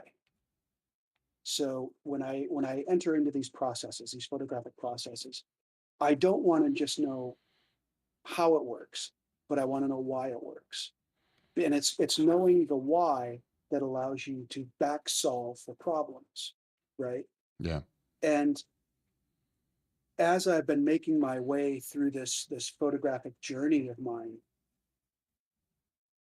each problem that I solve, I find two or three others that still need solving. And it's this desire that I'll never be done. Yeah. Like there are hundreds of photographic processes pre 1900, and a lot of them have been forgotten, not even practiced anymore. Right. But I still want to know about them, and I still want to know why they work. So you get there. There's this woman who wrote. Oh, books are amazing. This Christina Z. Anderson writes technical manuals Okay. for photography, and this salted paper printing book is amazing. Okay. So there's there's a 5 or 6 page section in here, and it says if all you want to do is make an image using salt, read these pages. And then once that's done, she's like, okay, now let's really make an image. Let's really get into it. And so there are so many things in here that I haven't even gotten to yet, like different the types of toning of the prints, Right. different styles. Like each paper has its own qualities to it. So when you change your paper, that changes the tone of the print, the way the salt and silver react to it. And it's like every little thing you change changes something. And it's that desire to know why it's changed, which is what's been frustrating me this last 2 weeks with this thing that I've been doing with albumin prints. Right. So I did this thing called double coating, where you put it in the albumin twice. Okay. But the thing is, you have to treat the paper between each step or it gets screwed up. And so I thought I was treating it the right way and doing this thing with an iron, heating it, but it wasn't working. And so then I found this other old, from like, I think it was 1860, this text. And they were like, okay, well, here, alcohol, 70% alcohol with this ammonium citrate thing, that'll instantly hard the albumin and you'll be fine. So I did that and it looks worse. So what I'm going to do is I'm going to have to start over, start with paper, albumin. And so I've got this, this regimen of testing that I'm going to do right here. So this is going to be probably the next video. So I've got 3 different tests I'm going to run with the paper, and it's going to be a single coat. One of them's going to have the alcohol hardener, one of them's not. And then if both of those work, then we move on to double coat with the alcohol hardener. Right. And then the alcohol after the first coat only, and then the other one after both coats. And then a third one just after the second coat. How long before you realized whether you fucked up or succeeded, start to finish, on these tests? Oh, it's a day. Because here's the thing with these prints, when you go through the printing process, you can't judge how they look until they're completely dry. Well, that's why, when they dry, they change color, and they call it drying down. Yeah. And so and if you try and speed that up with like a hair dryer, you're adding another thing, like you'll get a different effect. Right. And so it's one of these things where it's going to take me a week to figure that out. But when I figure it out, I will know not only that it works, but why it works. And going back through my testing, I will know what it is that I did wrong. Right. Yeah.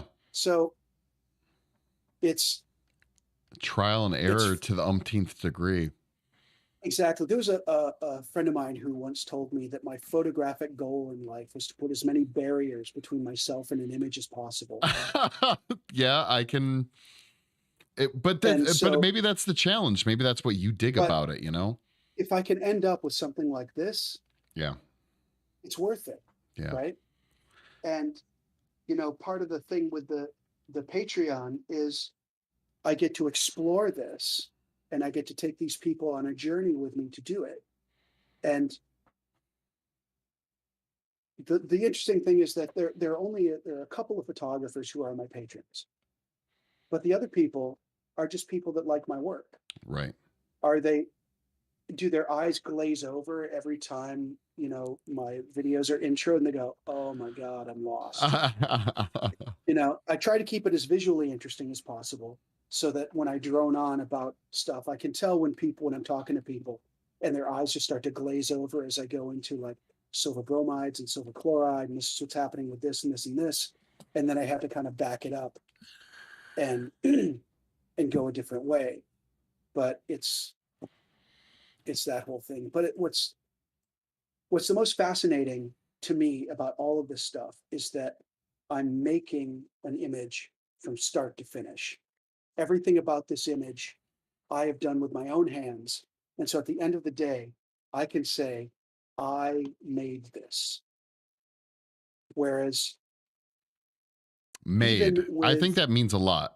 Like, it's a short word that people take for granted, but to make something, someone can snap a picture with their phone and say they made a photograph. But you and I and people who know, the people who know, It's a different Right. thing, you know? I like to say I don't take photographs, I make photographs. Right, right, Anybody can take a photograph. Not everybody can make a photograph. right. And like when when people have their they first come in and I put them on the headrest and we frame them up and I go, okay, before we take the picture, we have to make the picture. And that's this whole process. And so the idea that I can only make at an event, I only make 3 portraits an hour. Right. That seems pretty quick So too, like moving. yeah, it gives me time to screw it up once. It gives me time because after after the image is made, then it has to dry and it's got to be waxed and mounted. And there's a point where if I get going, all of a sudden I'll have 3 or 4 images that I've got to wax so that they can be mounted. And so I need to build in that time. And that's just, event stuff. Right. But when I started doing the cabinet card thing, so I made my own cabinet cards. When I was doing research on the carte de visite and the cabinet cards, I realized I wanted to make my own cabinet cards. And so I designed these and I actually found someone to make them for me in Edinburgh who's using a Heidelberg press from the early 1800s. I've heard of it, Heidelberg Press. So, Yeah. so these are all letterpressed on a Victorian era press. That's awesome. So it's still period, which I love. And anyone who buys them likely loves as well, I would guess. Yeah, But again, going back, it's the experience, right? Like it's not absolutely. just what you take So away, which is cool enough, but yeah, but it's this is the whole thing that I love about this, Mike, is that these people take home like this portrait and they put it on their mantle. And someone comes over and they go, "Ooh, that's cool. What's that about?" And they go, "Oh my God, let me tell you this story. There's this crazy American. He's wearing a kilt. He's got this fucking TARDIS, and he's making these images. And then they tell him the living room story and the dead center story. And it's this whole thing. It's not just an object because anybody can buy an object. right. It's like you go to these events, these steampunk events, these Comic Cons. There are a lot of photographers there. And there are a lot of guys that are really good photographers and making a really good living doing it. And they're good. Their work is amazing. But it's like, stand here, pick your background from these digital backgrounds. Yeah. Okay, you want that? Stand here, poof. Okay, move on to the next one. And that guy takes your money, says, do you want to print? Do you want it as an electronic file? Do you want it as a key fob? And that's it. And you've got this little thing. Right. It's great. And not to knock them, their work is amazing. I'm friends with all of them. But what I'm selling is different. Yeah. Yeah. What I'm selling is a story.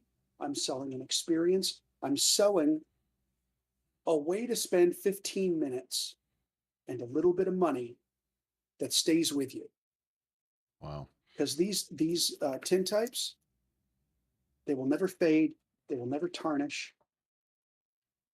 We have thousands upon thousands of tintypes from the 1850s that are still with us today. Wow. And that's because silver endures. Silver endures. You need a shirt that says that. Yeah. Silver endures. All right, man. Well, I really appreciate you taking the time and talking with me today. And it's been great. Do you have any final words you'd like to share with anyone? Maybe where they can find you, pimp anything out? Well, I would really love for people to, if they're interested in my ramblings and seeing some really cool photography stuff, check out my Patreon. Also, if you're interested in seeing what I'm up to, my Instagram is there.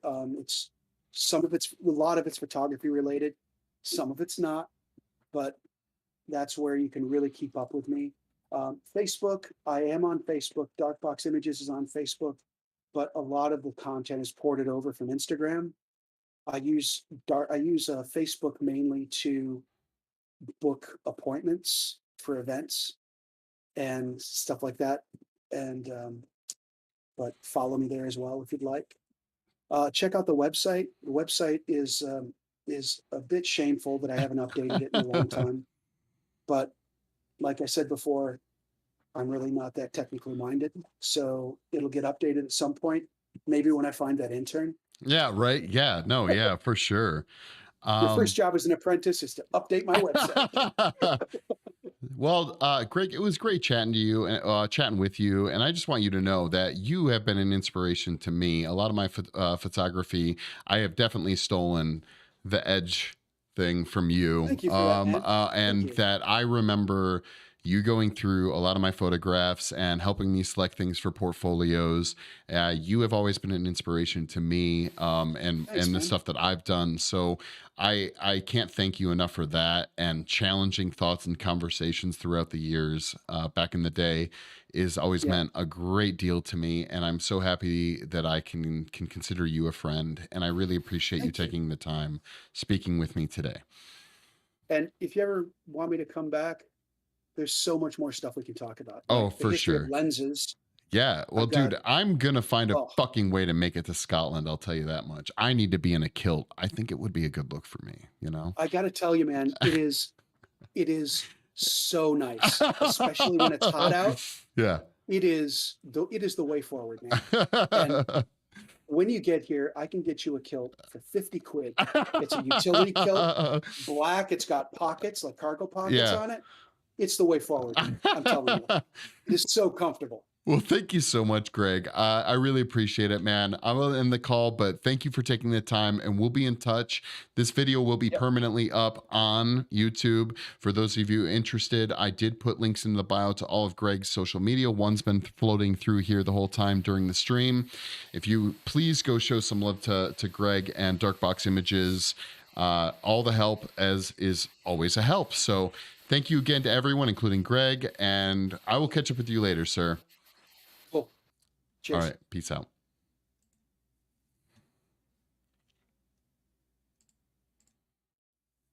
All right, guys, that's a wrap. Thank you so much. We'll be back tomorrow with more art streams, sculpting, things along those lines. So please, thank you for everyone hanging out while we chatted. We got to cover some really cool ground today. Photography is a big part of my history. Greg's been a big aspect in my life, and I am so happy that he joined us for this convo. So everyone, have a great weekend. If you don't follow me on social media or Discord, please do so. The links are going to be in my ending screen. So everyone, have an amazing rest of your weekend. Peace out.